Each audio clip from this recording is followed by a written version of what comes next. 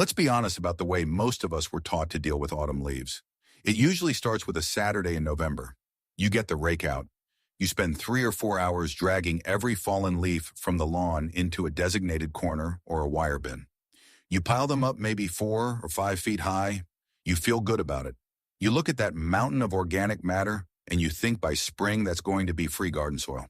You let the snow fall on it. You let the winter rain soak it. You trust the process.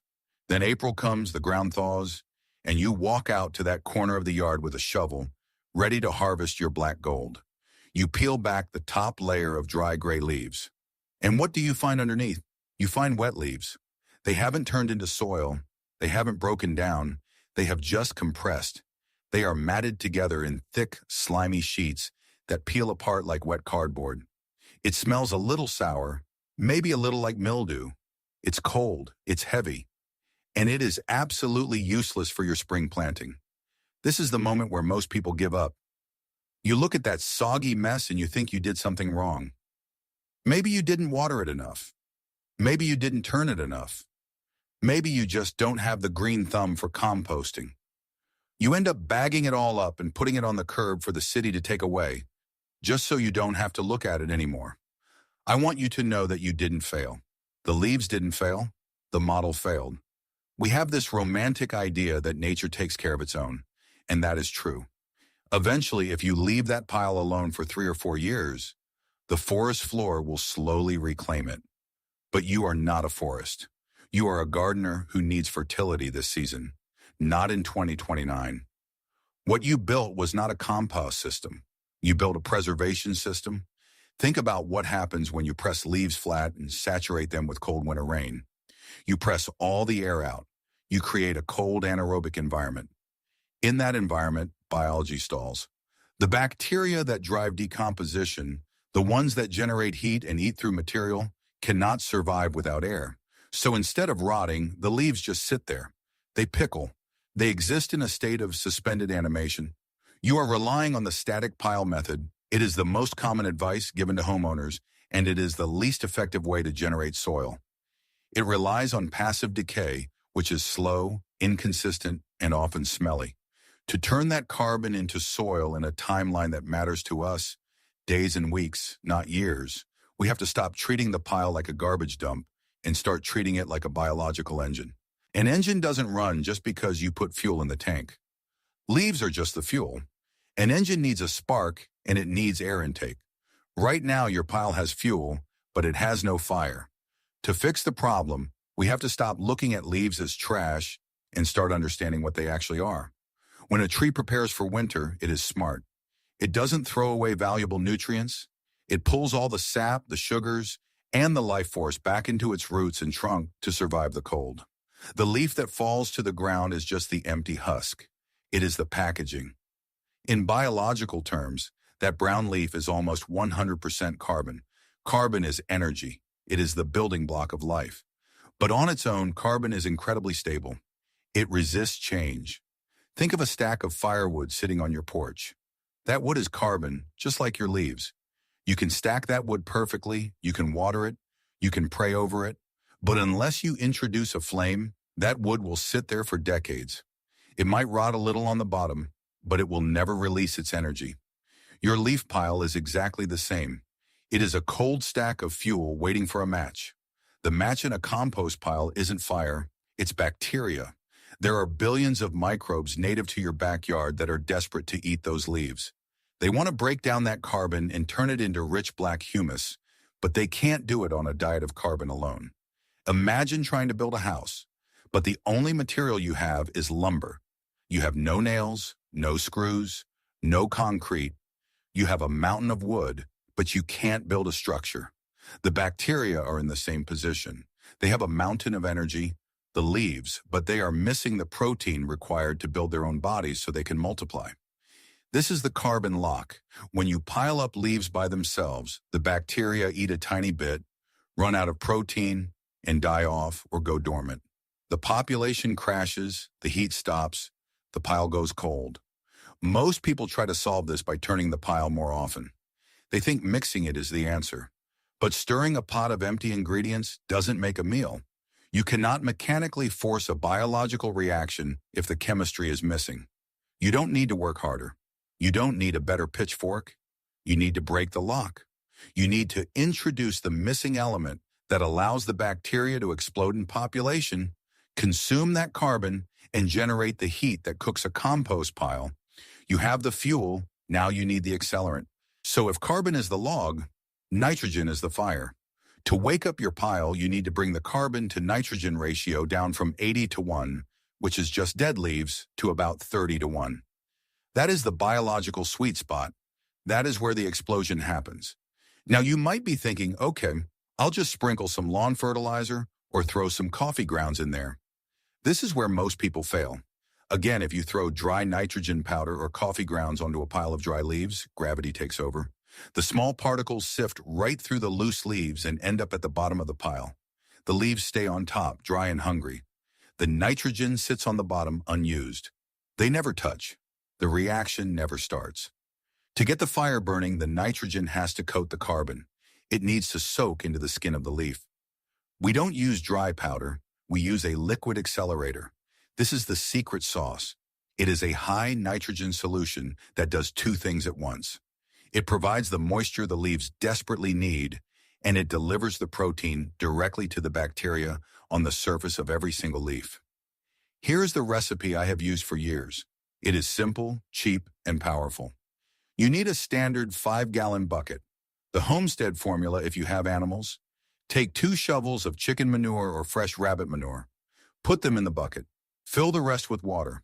Stir it vigorously with a stick until it looks like dark, muddy coffee. This is the gold standard. It is full of nitrogen, and more importantly, it is already alive with the gut bacteria from the animal. It is a starter culture. Then there is the suburban formula. If you buy supplies because you don't have livestock, go to the garden center and buy a bag of blood meal or pelletized chicken manure fertilizer. These are extremely high in nitrogen. Take 2 cups of blood meal, dissolve it into your 5-gallon bucket of water. Stir it until it is fully suspended. This liquid is your spark. It is 100% organic, extremely potent, and it is the only thing that can break the carbon lock. When you pour this over the shredded leaves, you aren't just watering them. You are marinating the carbon in the fuel it needs to burn. You are creating a habitat. Before we strike that match, we have to build the fireplace. You have your fuel, the leaves, you have your accelerant, the nitrogen liquid. But if you just mix them together on a tarp or a concrete driveway, you are fighting against nature. You are cutting off the supply line. First, look at where you're going to build this. The location matters more than the container. You don't need a fancy tumbling bin or a perfectly constructed cedar box. You just need a patch of bare earth. This is non-negotiable. Your compost pile needs a connection to the soil below it. It is a doorway. When the pile heats up, organisms will migrate up from the ground to help process the material. When the pile cools down or gets too dry, they retreat back into the earth to survive. If you build on concrete, you break that cycle. You isolate the system. Find a spot on the grass or dirt roughly 4 ft x 4 ft. That is your stage. Now we have to talk about the leaves themselves. This is the step that separates the successful piles from the slime molds. You must shred your leaves. I know it feels like extra work. I know you just want to rake them and be done. But you have to understand the engineering of a leaf. A leaf is designed by the tree to be waterproof. It has a waxy coating on the outside. Its shape is designed to shed rain, acting like a shingle to direct water down to the tree's drip line. If you stack whole leaves, you are essentially stacking thousands of tiny waterproof tarps on top of each other.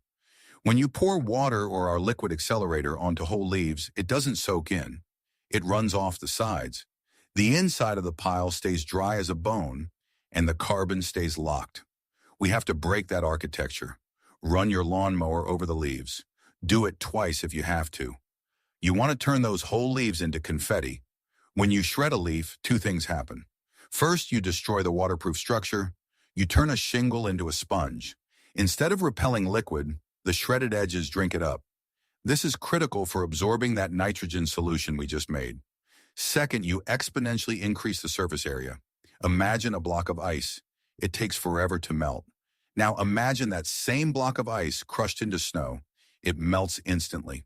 By shredding the leaves, you are creating millions of jagged edges and open veins where the bacteria can enter and feed. You are making the food bite-sized for the microbes. Don't skip this. A pile of whole leaves will sit for a year. A pile of shredded leaves, treated correctly, can disappear in a month. Get your mower, mulch them up, catch them in the bagger. Now we are ready to build. Now we build the engine. Bring your bags of shredded leaves and your bucket of liquid accelerator to the spot you've chosen. This is the moment where chemistry becomes biology. We aren't just piling things up. We are mixing a reaction. I want you to think of this like building a lasagna. We are going to work in layers. Start by emptying a bag of those dry shredded leaves onto your patch of ground. Spread them out until you have a base about 6 inches deep. It will look fluffy and light. This is your first layer of fuel. Now take your bucket of nitrogen solution. Dip a smaller pitcher or a watering can into it. You don't want to dump the whole 5-gallon bucket at once. Sprinkle that dark, nutrient-rich liquid over the layer of leaves. You want to move your hand back and forth, ensuring you get good coverage. Here is the most important part, the step that manuals usually skip. You have to get your hands dirty. After you pour the liquid, reach down and toss the leaves. Mix them up. You are trying to ensure that every single shred of leaf gets kissed by that nitrogen solution. If you find dry pockets, add a little more liquid. If it feels too dry, add some plain water from the hose. You are looking for a specific texture. We call it the sponge test. Pick up a handful of the mixture and squeeze it as hard as you can in your fist. If water streams out and runs down your wrist, it is too wet. You are drowning the microbes. Add more dry leaves. If you open your hand and the leaves crumble and fall apart instantly, it is too dry. The bacteria will go dormant. Add more liquid.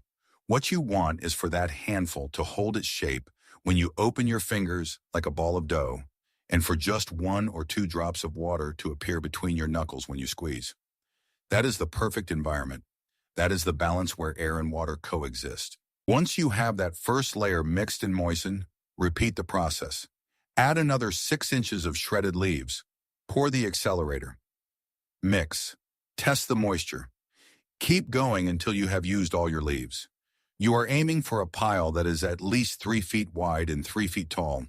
This size isn't arbitrary. A pile smaller than 3 feet cannot insulate itself. The heat we are about to generate will escape faster than it can build up. But a 3-foot pile has enough mass to trap the heat in the core, creating a thermal feedback loop. When you are done, you shouldn't have a flat, heavy mat. You should have a fluffy, damp mound that stands up on its own. It is breathing. Cover it with a loose tarp or a piece of old carpet to keep the rain off and the heat in, but don't seal it tight. It needs to breathe. You have now set the stage. You have combined carbon, nitrogen, water, and air in the exact ratios life requires. Now you step back and let the microbes go to work. Now we watch the clock. If you built your pile correctly, if you shredded the leaves and hit that moisture balance, you don't have to wait months for something to happen. You will see the reaction start almost immediately. This is the 18-day cycle. It is a fast, hot burn. For the first 3 days, do absolutely nothing. Just let it sit. Inside that pile, the bacteria are waking up. They are consuming the easy sugars and the nitrogen you provided. As they eat and multiply, they generate heat. On the morning of day 3 or day 4, go outside early while the air is still crisp. Pull back the tarp. You should see steam rising from the center of the pile. If you stick your hand into the middle, be careful. It should feel hot. Not just warm, but hot, like a bath drawn a little too high. Ideally, it's hitting between 130 and 150 degree F. That heat is the signal.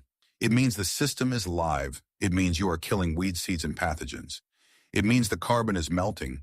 But by day 5, that heat will start to fade. This isn't because the fuel is gone. It's because the fire is suffocating. The bacteria have used up all the oxygen in the center of the pile. If you leave it alone now, it will go anaerobic, cool down, and start to smell bad.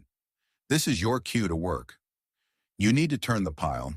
Take your pitchfork and move the outside of the pile, the parts that were cool and dry, into the center. Move the hot steaming center material to the outside. You are effectively flipping the pile inside out. As you toss the material, you are fluffing it up, introducing fresh oxygen into the mix. Water it lightly as you turn it. The heat drives off moisture, so you need to replace what evaporated. Do the squeeze test again. Keep it like that wrung-out sponge. Within 24 hours of turning, the temperature will spike again. The fresh oxygen acts like bellows on a fire. You will repeat this process every 2 days or so. Turn, water, cover, turn, water, cover. Around day 10 or 12, you will notice a change. The material no longer looks like shredded leaves. It starts to turn a dark uniform brown. The smell changes too. The sharp scent of ammonia or wet leaves disappears, replaced by a deep, earthy aroma. It smells like the forest floor. By day 18 or 20, the pile will stop heating up no matter how much you turn it. This is not a failure. It is the finish line. The thermophilic, heat-loving bacteria have done their job. They have consumed the easy energy. Now the pile cools down and the worms and fungi move in to finish the curing process. You have successfully run the engine. You compressed a year of decomposition into 3 weeks. What you are left with after those few weeks is no longer waste. It is wealth. Reach into that finished pile. The material is cool now. It is dark, almost black. It crumbles through your fingers like chocolate cake crumbs. It holds moisture without being wet. This is what we call black gold. It is the most valuable thing you can put into your garden. When you spread this onto your vegetable beds, you aren't just adding filler. You are inoculating your soil with life. You are returning all that solar energy the trees gathered last summer back into the earth to fuel next year's tomatoes, peppers, and greens. This is where the real payoff happens. It isn't just about getting rid of leaves. It is about independence. Every wheelbarrow of compost you make is 10 bags of soil you don't have to buy from the hardware store. It is 10 bags of plastic you don't have to throw away. It is money that stays in your pocket. But more than that, it is the peace of mind that comes from knowing exactly what is going into your food. You know there are no hidden chemicals, no sludge, no fillers. It is just your leaves, your effort, and nature's process. You have closed the loop. You stopped looking at your property as a series of problems to be cleaned up and started seeing it as a system that feeds itself. Now, I don't want you to go out and try to compost every single leaf on your property this weekend. That is how you burn out. That is how this becomes a chore instead of a joy. Start small. Just build one pile. Find one corner. Mow one section of the lawn. Mix one bucket of accelerator. Commit to just that one 18-day cycle. Watch it heat up. Watch it steam on a cold morning. Turn it and watch it change. Once you see that steam rising for the first time, once you feel that heat coming from a pile of dead leaves, you won't need me to convince you anymore. You will understand the power you have in your own backyard. You will realize that you don't need to buy fertility. You just need to unlock it. The leaves are falling. The system is waiting. It's time to build your fire. If this story changed the way you look at the autumn leaves in your garden, please subscribe and like the channel. We are uncovering the history and gardening secrets that they tried to bury. Let's plant the future together. The next treasure will be open soon.